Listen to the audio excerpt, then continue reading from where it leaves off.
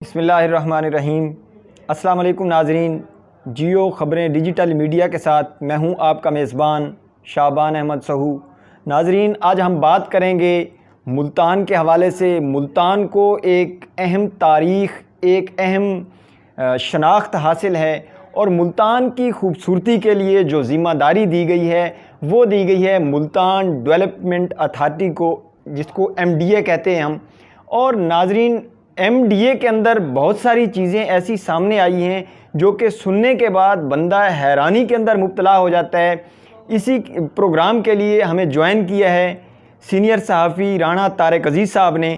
MDA کے اندر کہاں corruption ہوئی ہے، افسران نے کیسے نچلے عملے کو بلیک میل کیا، کس طرح شوکاز نوٹس دے کے واپس لیے گئے، ہم بات کرتے ہیں۔ جی السلام علیکم رانا صاحب، کیا حال ہیں؟ ٹھیک ہیں؟ جی وعلیکم السلام، بہت شکریہ جی آپ کا۔ آپ نے MDA کے حوالے سے بات کی۔ MDA کے حوالے سے میں آپ کو بتانا چاہتا ہوں کہ 2014 میں اس کا آڈٹ ہوا تو آڈٹ میں کچھ اعتراضات سامنے آئے، اور اس میں بہت سارے لوگوں کے بھرتیوں پہ اعتراض اٹھائے گئے کہ ان کی بھرتیاں غیر قانونی طریقے سے ہوئی تھی۔ یہ 2014 سے اب 2021 میں ہم آ گئے ہیں، لیکن نہ تو ان آڈٹ پیراز پہ اعتراضات واپس کیے گئے ہیں اور نہ ان اعتراضات کو دور کیا گیا ہے۔ دور نہ ہونے کی وجہ سے جن لوگوں پر آڈٹ پیراز بنے ہوئے اور جن کی آڈٹ میں غیر قانونی بھرتیاں ثابت ہو چکی ہیں، ان کو بلیک میل کر کے افسران اپنی مرضی کے فیصلے ان سے لیتے ہیں، اپنی مرضی کے کام کرواتے ہیں، اور افسران تو تبدیل ہو کے چلے جاتے ہیں، لیکن یہ عملہ جن پہ آڈٹ پیراز ہیں یہ یہیں موجود ہیں، اور یہ کسی نہ کسی طرح سے اس کرپشن کا حصہ بنے رہتے ہیں۔ اور کل کو اگر کوئی مسئلے مسائل سامنے آئیں گے تو ان کے خلاف بھرپور طریقے سے کارروائی بھی ہو سکتی ہے، لیکن چونکہ پاکستان ہے، فائلیں دبا دی جاتی ہیں، اور فائلیں دبانے کی وجہ سے کوئی کارروائی سامنے نہیں آتی۔ اب میں آپ کو حوالہ دوں کہ جب میں ایک قومی اخبار میں رپورٹنگ کرتا تھا تو میں نے یہی خبر بریک کی تھی کہ MDA میں کتنے افسران اور اہلکار ہیں جن کی غیر قانونی بھرتیوں کے خلاف آڈٹ پیرے موجود ہیں۔ اس میں صلاح الدین تھے، اس وقت جو ڈپٹی ڈائریکٹر لیگل ہیں موسیٰ خان، لیکن ان سے کام لیا جا رہا ہے واسا میں ایز ایڈمن آفیسر کا۔ اس کے بعد ایک ریٹائر ہو چکے ہیں اکرام بلوچ، ان کے اوپر بھی آڈٹ پیرا تھا۔ اور میں حیران ہوں کہ آغا محمد علی جو اب DG ہیں موجودہ، یہ مقابلے کا امتحان دے کے آئے اور ڈائریکٹ ان کی پوسٹنگ ہوئی، اب یہ DG ہیں، تو انہوں نے آتے ہی ان آڈٹ پیراز کا حوالہ دیا اور ان افسران کو، صلاح الدین کو اور اکرام بلوچ کو شو کاز نوٹس جاری کیے، لیکن انہوں نے موسیٰ خان کو نوٹس جاری نہیں کیا۔ اس کی ریزن یہ ہے کہ موسیٰ خان وزیر خارجہ کے قریب سمجھے جاتے ہیں، اور کہا جاتا ہے، ذرائع یہ کہتے ہیں کہ ان کی پوسٹنگ بھی، وہ ڈپٹی ڈائریکٹر لیگل ہیں MDA میں، لیکن ان کو post as a director admin کروا دیا گیا ہے واسا میں۔ اور یہ بھی وزیر خارجہ کے لوگ بتاتے ہیں، ان کے قریبی، کہ بھی وزیر خارجہ کی سفارش پہ یہ سارا کام ہوا، اور اس کی ڈپٹی ڈائریکٹر لیگل کے وہاں جانے سے جو MDA میں 3000 کیسز ہیں وہ اس وقت خار ہو رہے ہیں، اور محکمے کو اس کا اچھا بھلا نقصان ہو رہا ہے، اور لوگوں کے بھی مسائل جوں کے توں ہیں، کیونکہ کوئی پراپر ڈپٹی ڈائریکٹر لیگل ہے ہی نہیں اس وقت، وہ ایڈمن کے طور پہ کام کر رہے ہیں، تو لیگل کا سیل خالی ہے۔ اسی طرح جب یہ آغا محمد علی آئے تو انہوں نے فائلیں دیکھیں کہ کس کس افسر کے خلاف کہاں کہاں پہ چیزیں لکھی ہوئی ہیں، تو میں ان کو کس طریقے سے، تو انہوں نے صلاح الدین جو کہ ڈائریکٹر E&LM تھے آپریشنز کے MDA میں، ان کو ایک لیٹر لکھا اور شو کاز نوٹس جاری کیا۔ یہ جو ہے 30/5/2020 کو جاری کرتے ہیں، اور وہ یہ کہتے ہیں کہ show cause notice under section 7B read with section 51A of the PEDA act 2006۔ انہوں نے اس شو کاز کے نوٹس کے ذریعے سے یہ کہا گیا کہ ان کے خلاف پیڈا ایکٹ کی انکوائری کی جائے۔ انکوائری کیوں کی جائے؟ اس میں یہ لکھا کہ آپ کو جو ہے 1996 میں آپ کی جو بھرتی ہے وہ posted against the post of MT اور BS16 in your own pay scale through office order number 536 admin MDA dated 9/10/1996۔ وہ یہ کہتے ہیں کہ آپ کو بھرتی تو 11ویں اسکیل میں سائٹ انسپیکٹر کے طور پہ عارضی طور پہ کیا گیا تھا، اور جس پہ پھر آپ پہ انہوں نے آڈٹ پیرا میں بھی یہ اعتراض اٹھایا، تو اس کے تحت میں آپ کے خلاف جو ہے نا وہ کارروائی شروع کرتا ہوں، اور اس پہ پھر انہوں نے کہا کہ آپ نے غیر قانونی طریقے سے ترقیاں بھی لیں۔ لیکن بعد میں یہ ہوتا ہے کہ شو کاز نوٹس تو دیا گیا صلاح الدین کو، صلاح الدین نے ان کی جو ذرائع بتاتے ہیں وہ یہ کہتے ہیں کہ آغا محمد علی کے کہنے پہ انہوں نے کام نہیں کیے، تو آغا محمد علی نے یہ شو کاز نوٹس ان کو دیا، تو وہ LPR لیو لے کے چلے گئے، اور اس وقت بھی وہ چھٹی پہ ہیں اور وہ نہیں آ رہے۔ اسی طرح سے اکرام بلوچ کے ساتھ کیا گیا، اکرام بلوچ بھی ریٹائر ہو چکے ہیں، اور ان کو بھی اسی طرح سے بلیک میل کیا گیا۔ اور ابھی جو بھرتیاں کی گئی ہیں، جو MDA میں بھرتیاں اسٹینو کی اور کلرک کی گئی، اس پہ میں نے پروگرام بھی کیا تھا، تو اس میں اکرام بلوچ نے ہی وہ سارا سلسلہ کیا تھا، لیکن اکرام بلوچ نے ریٹائر وہ بعد میں ہوئے تھے، بھرتیوں کا سلسلہ پہلے شروع ہوا تھا، تو انہوں نے سائن کرنے سے انکار کیا تھا، لیکن بعد میں پھر وہ پچھلی بیک ڈیٹوں میں سائن کر کے کروایا گیا، اور اس میں ان کے جو DG MD آغا محمد علی ہیں، ان کے جو پرسنل سٹاف افسر ہیں جو پرائیویٹ ہیں، چودھری اکرم، ان کا نام بھی چودھری اکرام ہے، تو ان کے بیٹوں کا بھی میں نے ایشو اٹھایا تھا کہ ان کو وہ ٹائپنگ ٹیسٹ اور ان میں فیل تھے، اس کے باوجود بھی وہ بھرتیاں کی گئیں، اور جو ذرائع یہ کہتے ہیں MDA کے، وہ یہ کہتے ہیں کہ یہ باقاعدہ لین دین کے تحت بھرتیاں ہوئی ہیں۔ تو میرا یہاں پہ MDA سے بھی سوال بنتا ہے کہ ماہانہ جو میرے ذرائع یہ کہتے ہیں کہ MDA 4.5 کروڑ روپے ماہانہ تنخواہ وصول کرتا ہے۔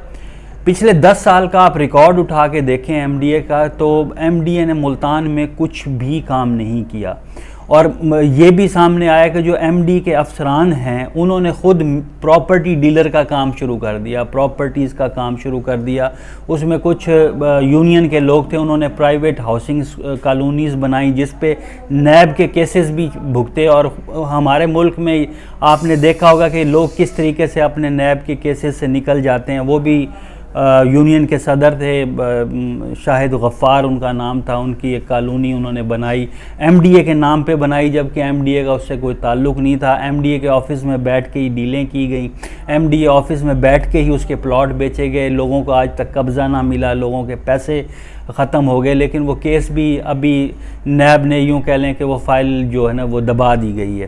تو اسی طرح اب ان کو DG جو ہیں ان کو تو چاہیے تھا کہ جب ایک آدمی کی غیر قانونی بھرتی ثابت ہو چکی ہے، اس پہ آڈٹ پیرا بن چکا ہے، تو آپ ان کو شو کاز نوٹس دے کے واپس کیوں لے رہے ہیں؟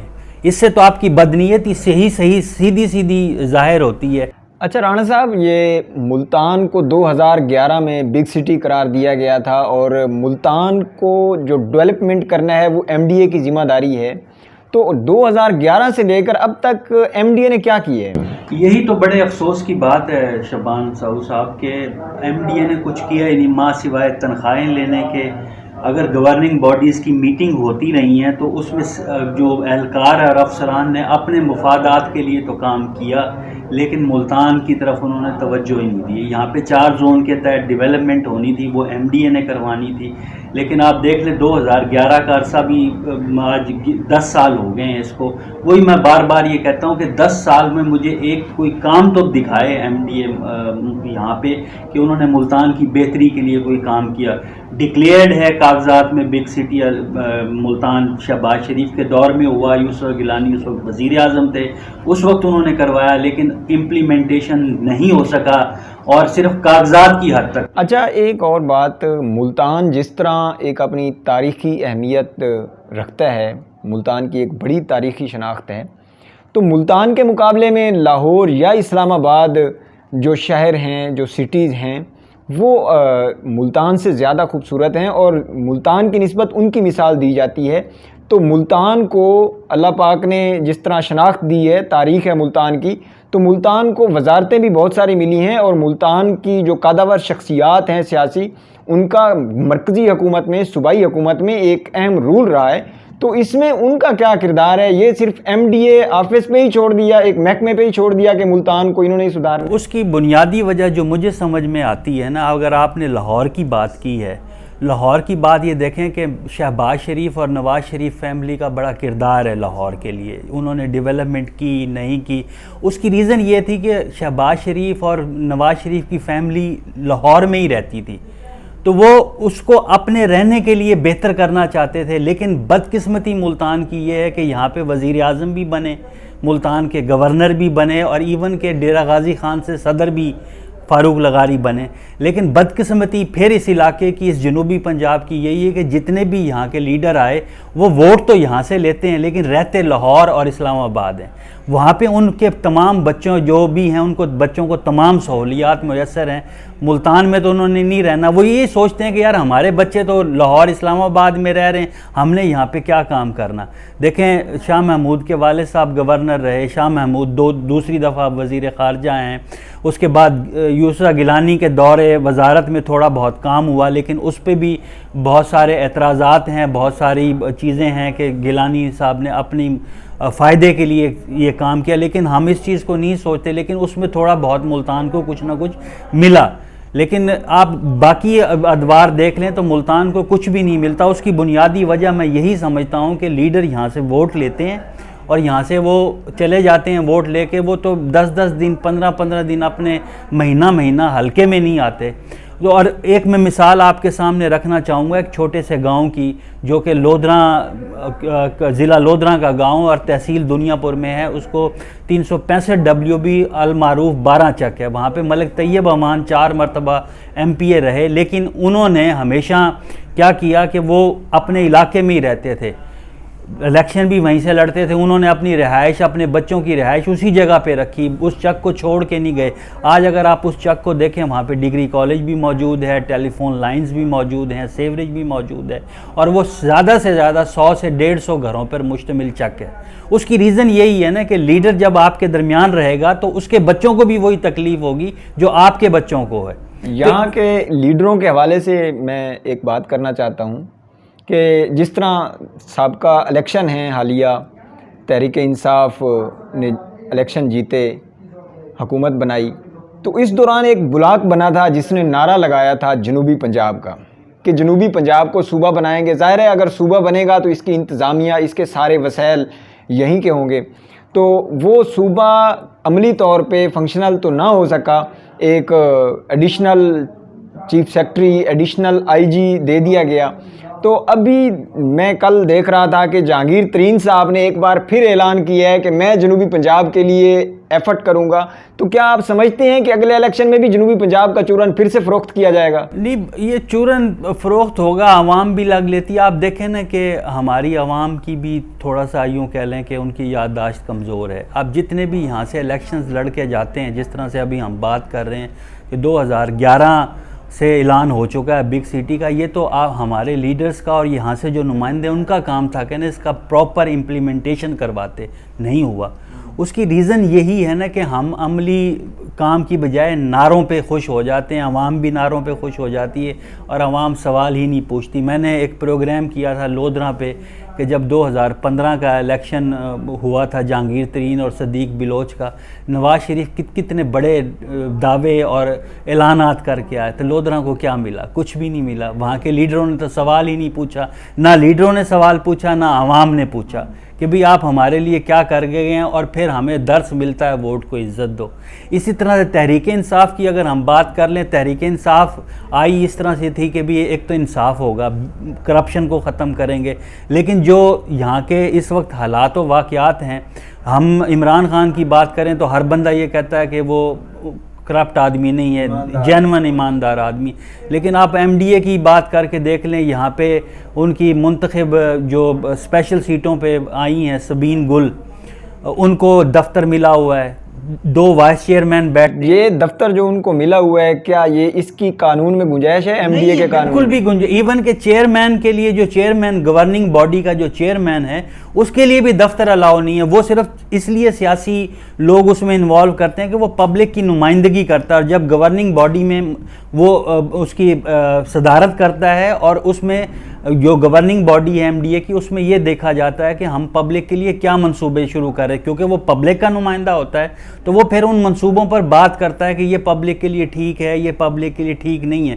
لیکن ابھی آپ مسلسل میٹنگز دیکھ لیں گورننگ باڈی کی تو اس میں یہی چیزیں سامنے آ رہی ہیں کہ اس کی ترقی دے دو، اس کو ملازمین کی تنخواہیں بڑھا دو، ملازمین کا یہ کر دو۔ کوئی بھی ایسا پروجیکٹ نہیں ہے جو ملتان ڈیولپمنٹ اتھارٹی کے ذریعے سے ملتان کے لوگوں کو تحفے میں دیا جائے کہ واقعی پتہ چلے کہ ڈیولپمنٹ اتھارٹی۔ ابھی دیکھ لیں آقا محمد علی کا میں نے ابھی آپ کو شوکاز نوٹس دیے، واپس لے لیے، اس لیے کہ انہوں نے اپنے 7E کا ایک پلاٹ کا جس پہ میں نے پروگرام بھی کیا تھا اس کا ایشو چل رہا تھا۔ پھر حیران کن بات یہ ہے کہ عدالت نے اس پہ عدالت میں ایک پارٹی چلی گئی تو عدالت نے ڈائریکشن دی کہ آغا محمد علی جو لیگل جو ہیں قانون کے دائرے میں رہتے ہوئے اس پہ کام کو بڑھائیں، لیکن ہمارے رپورٹنگ یہ ہوئی کہ جی وہ سٹے مل گیا ہے، جبکہ عدالت نے کوئی سٹے بھی نہیں دیا ان کو۔